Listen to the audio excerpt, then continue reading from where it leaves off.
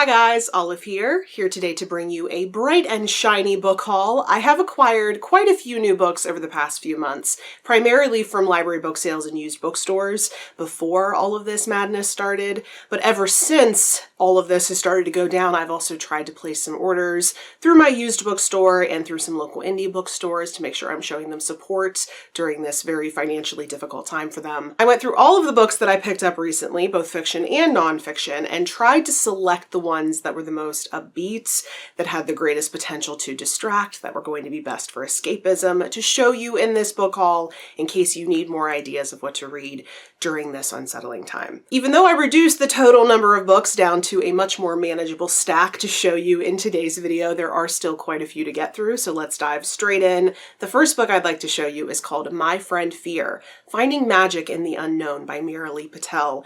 This is a book that sat on my wish list for a while. I first heard about it somewhere on BookTube. I'm forgetting exactly where. This is a really beautiful book. It has these gorgeous watercolor illustrations that accompany a larger discussion about the role of fear in all of our lives and how we should learn to accept it and befriend it instead of fighting against it our entire lives. This one is particularly relevant right now, so I think I'll be picking this one up sooner rather than later. The next book I'd like to show you is called Beauty by Bree Lee. Bree Lee's previous book, her memoir called Eggshell Skull, was one of my top nonfiction books of 2018. So I was really looking forward to this follow-up from her, in which she discusses society's obsession with thinness and physical perfection, and what she's learned from her own struggle with trying to reach that impossible ideal. The next book I'd like to show you is one I actually found at Goodwill. I think the back cover of this book appropriately advertises it as a pop culture classic. That book is called The Valley of the Dolls by Jacqueline Suzanne. This book was first published in 1966, and it follows three young women struggling to make it in the New York City entertainment industry,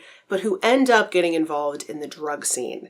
This one has always seemed like a cult classic. It's always been one I've wanted to pick up, and I was thrilled to find this really cool edition of it at Goodwill for $1. Next up, we have a retelling of Greek myth in novel form. That book is called Alcestis by Catherine Buettner. Alcestis was a princess in Greek myth, and she was known for her love of and devotion to her husband.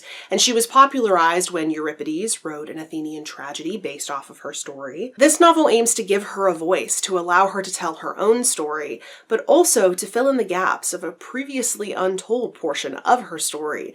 Those 3 days she spent in the underworld. Then I also picked up a book called Breasts: A Natural and Unnatural History by Florence Williams. This is an anthropological and scientific look at breasts in the modern world, so the fetish for them, causes of early puberty, the perils of breast cancer, everything we talk about when we talk about gazongas. A book by a favorite author that I've picked up recently is called Complications: A Surgeon's Notes on an Imperfect Science by Atul Gawande.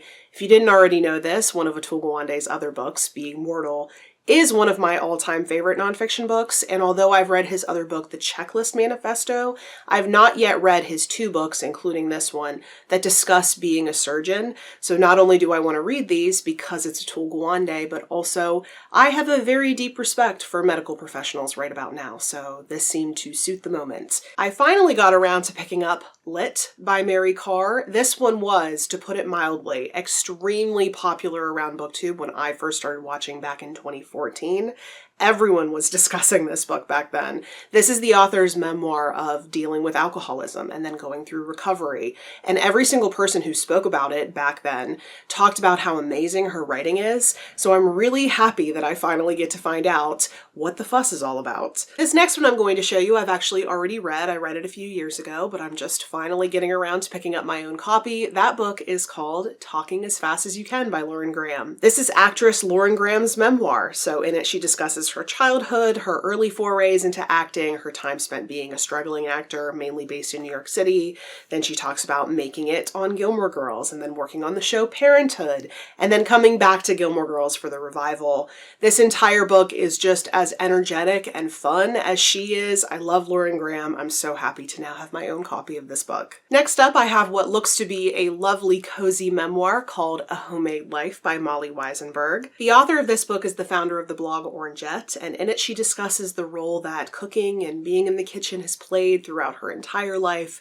And paging through this book, it looks like there are some good recipes in here as well. Another memoir related to cooking that I picked up is called Spoon-Fed: How 8 Cooks Saved My Life by Kim Severson. In this book, the author tells stories of 8 different women, including Ruth Rachel and Rachel Ray, who taught her valuable life lessons through their cooking. Then I picked up 2 different books by the one and only Edith Wharton. Now that I am officially an Edith Wharton fangirl, I'm trying my hardest to get my hands on as many copies of her books as I can. So I picked up Ethan Frome, which is a tragic tale of a farmer and his domineering wife. And then I also picked up Summer, which is the tale of a young woman's sexual awakening.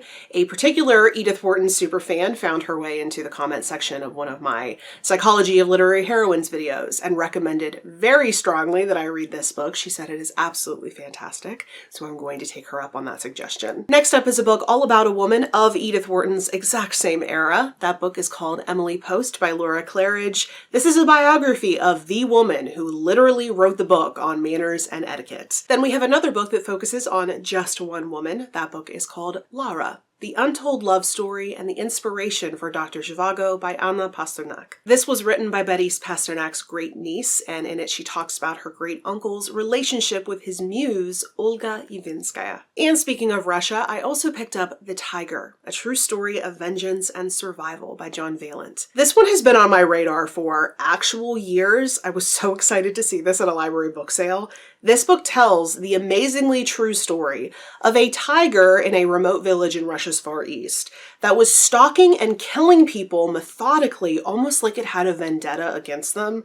It's one of those the truth is really crazier than fiction kind of stories, and I cannot wait to read it finally. I also picked up Tyrannosaurus Sue by Steve Pfeiffer, and the reason that this one called out to me as I was browsing my local used bookstore's shelves was that at the time I was browsing, I was buddy reading The Dinosaur Artist with Emma from A Cup of Books.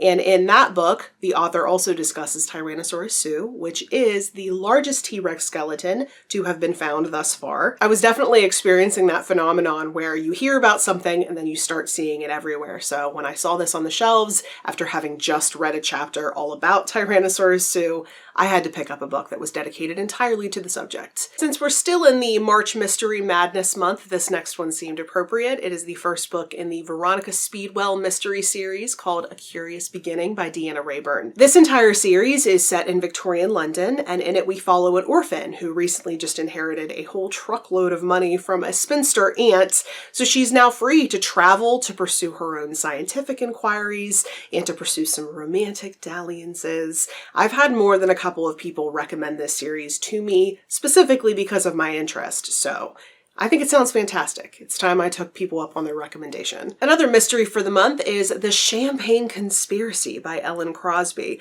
This is a cozy mystery set in a vineyard, and it involves Prohibition-era Washington, D.C. This seemed perfect for me. Then I picked up a YA novel called Happily and Madly by Alexis Bass. This is all about a young girl who was told 2 different things about her destiny.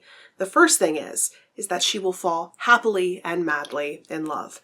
And the second thing is that she could be dead before she turns 18. This book takes place in the summer before that fateful birthday, and we'll find out if one or both of those prophecies come true. This one seems perfect for summer. Next up is a dark suburban novel called The Dogs of Littlefield by Suzanne Byrne. In this book, a sociologist arrives in the seemingly perfect town of Littlefield in order to study the town and its people.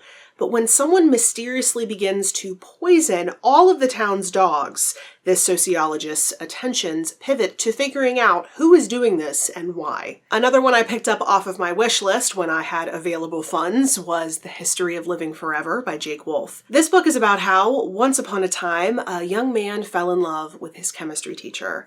Years later, after that relationship between the two ended and his chemistry teacher passed away, he starts to, as an adult, dig into the past of this teacher, and he finds out that he was part of this society that was committed to finding an elixir of everlasting life. And then the last 2 books I would like to show you in this book haul are the first 2 books in a fantasy quartet. I really love reading fantasy during the summertime, so I picked these 2 books up in preparation for the reading I'm hoping to do over the summer. The first in the series is called A Queen in Hiding by Sarah Kozlov. This series follows an orphaned princess who must master her innate magical abilities, become a guerrilla fighter, and transform into the queen that she is destined to be. This series is advertised as being good for fans of Uprooted, so right here. This first one came out in January, and the second in the series, The Queen of Raiders, came out in February. The third in the series is going to come out this upcoming Tuesday. And then the fourth and final one is coming out in April.